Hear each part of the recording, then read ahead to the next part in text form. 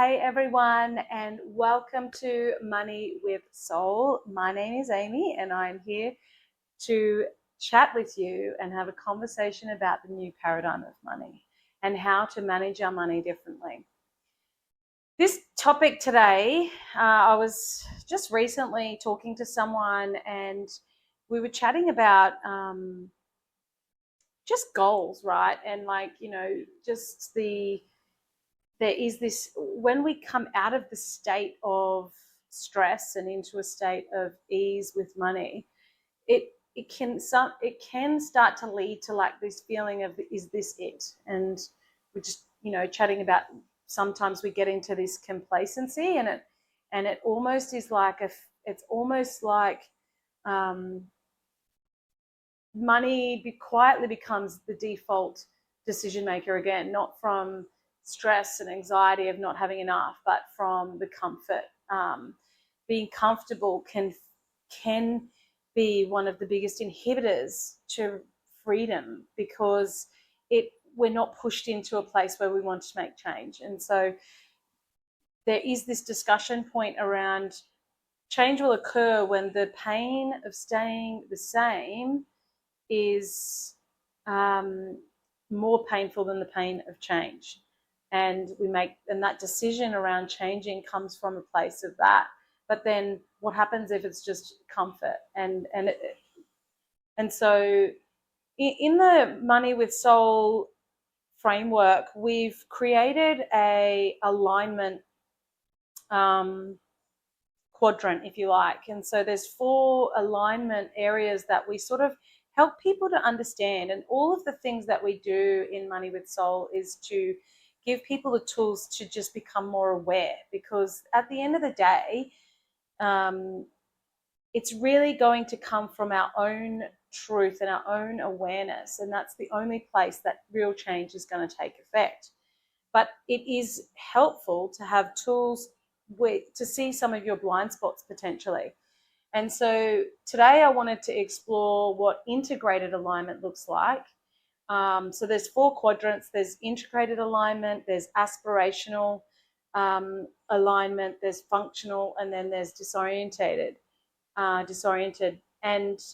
today I wanted to really just have the conversation about what integrated alignment looks like, And if we look at it from a money perspective, the bills are paid, we've got the systems in place and they work. The future feels safe. Our nervous system is no longer in survival. And you may know some people, I definitely know people in this place. There's this, but we have to sort of like push to that. What our problem can be in this place is complacency. So maybe there's no crisis, there's no chaos, there's no instability, but there is the drifting of life. So it's easy to stop listening to what's really inside of us, or that place of evolution, and asking what really matters. And one of the beautiful things around integrated alignment is we finally have the safety to choose consciously. So it's about when we become aware of the place that we are, we get to decide, if I don't need to worry about money anymore, what am I actually building with my life? And this is something that is a great question for someone that is potentially in a place of complacency, or feeling comfortable, or it may be that your partner is feeling, it's just feeling like there's some stirring of something within that is directing the discussion around, well, what is it? What are we doing here? What are we trying to achieve? And so I wanted to just pose that question of, like, if you're in that place, like, it's about framing things potentially differently and asking, who am I when I'm not being driven by fear? Because comfort in all alignment things, we can be driven by fear, or we can be driven by freedom. And so it's really asking that question, that is this comfort, is this staying in this place coming from fear? Even though everything is paid and everything is as it should be, am I feeling that fear? And so that could show up in different ways. It could show up in focusing on little things. It could focus on on making problems out of things that potentially aren't problems.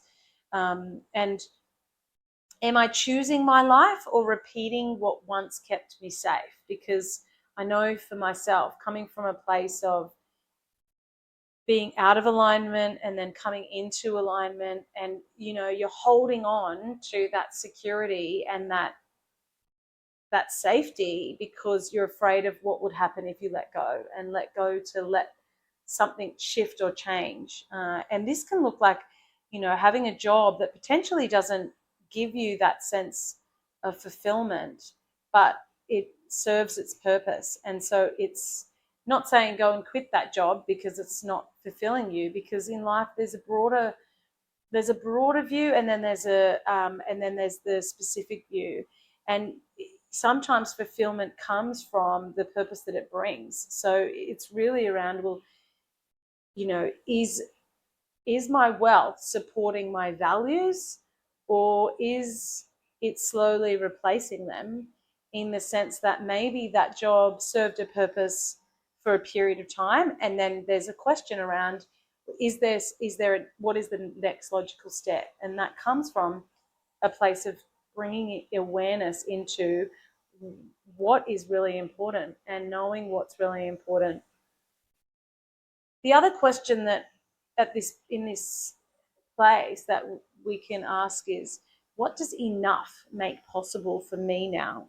So is there something that, now that I have that security, that I actually feel that I have the safety to take that risk? Because when I look at my investing and even starting a business, there's lots of risks associated with different decisions. But by having a safety net, by having an emergency fund, by having the systems working, it gives you that security to take that risk. Instead of it being some impulsive grasp, it allows you to take it consciously. And so asking that question of what's possible for me now that I have this safety, can really open up a conversation about what's next. And it might be a short topic today, but it's one that I think is quite prevalent around, in that when we're looking at 2026 and planning, by coming back to a really simple values-based exercise of, what do I want my days to look like? So coming back into that fulfillment and looking at, well, what do I want each of my days to look like? What serves me? How do I earn money without draining myself?